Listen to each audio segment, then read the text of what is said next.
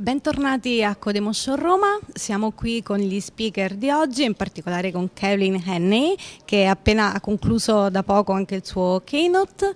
Hi Kevlin, Hi. Nice to meet you. Thank you for coming. Thank you very much. So, congratulations for the keynote. It was amazing. Thank you very much. And about the keynote, small is beautiful. Why? Why? Okay, small is beautiful because small fits in our head from a software development point of view. The limit is very much what a human can work with and what they can grasp, so there's that. Small is also easier to change, it's easier to maintain. If you want to build a lot of functionality, you need to think in terms of small parts. Creating a lot of functionality by throwing lots of functionality together without appreciating that humans are working on it creates even larger teams, creates dead code, creates legacy, costs far more than it should, takes far longer than it should, and so on. So beauty may be too strong a term for the small, but it gets us interested. I think it's important, yeah.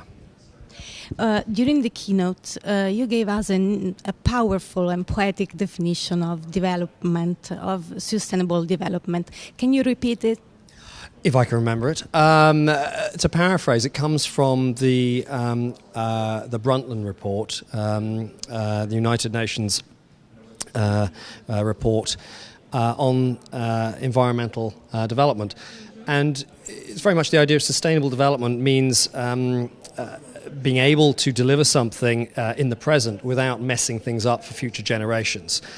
And although we're talking software here rather than agriculture or economies and nation states, it's the same principle applies. Far too often we rush towards the present. We think that we can sacrifice everything for a deadline, forgetting that there will be a version 2 and a version 3 and a version 4. We create the problems that cause us to rush towards the next deadline. And this is a very simple cycle to break. And sizing or inappropriate sizing is part of that. We are not choosing a sustainable style, whether it is in the size of the little bits of code or in the scales of our architectures. So you published technical books, but what about your future as author of short stories? Right, yes. Well, I continue to be involved in technical writing. I'm involved in a couple of book projects at the moment. Writing short fiction for me is always an interest, and I almost don't want to try and make it anything more than that, because that's one of the reasons I like it. I don't have to do it, so I enjoy it for what it is. But also, to be honest, short stories are not the stories that most people read. They read novels. And even novelists, and I know a number of novelists, there is a power law curve. There's J.K. Rowling, and then there's everybody else. And everybody else has a second job.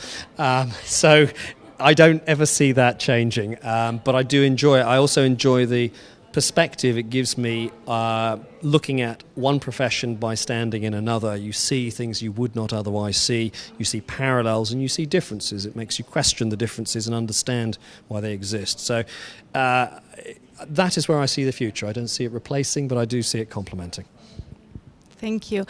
Just another question. What about Codemotion Roma? What do you think about this event? Oh, I loved it. Absolutely brilliant. It's been ages since I've been to Rome, so it was a perfect excuse to come here. And you guys even rolled out good weather for me, which I thought was very nice. There was a little bit of rain yesterday, but I got a nice rainbow out of it, so I've got a nice Instagram shot of the rainbow. But yeah, I've had loads of questions from people, and people really into it, really interested in it. Lots of interaction on Twitter and face-to-face. Met a few people as well, and I definitely want to come back to this or one of the other Codemotions.